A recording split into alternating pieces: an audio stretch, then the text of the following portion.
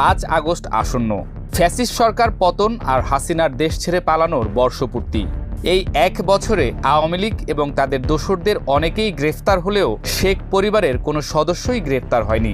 কারণ শেখ হাসিনা তার দলের নেতাকর্মীদের বাদ দিয়ে 3 আগস্ট তার আত্মীয় স্বজনদের দেশ ত্যাগ করতে সবাইকে হোয়াটসঅ্যাপে মেসেজ দেন, যে কারণে শেখ পরিবারের সবাই দেশ ছেড়ে পালিয়ে যেতে সক্ষম হন।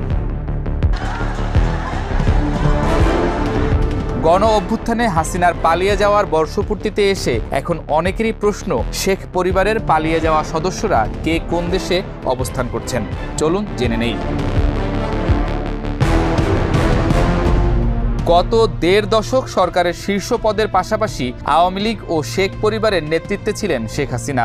তার নির্দেশে উঠবস করতেন দলীয় নেতাকর্মী ও পরিবারের সদস্যরা। তিনি হাতের মুঠোয় রাখেন পুরো রাষ্ট্রযন্ত্র। তার স্বজন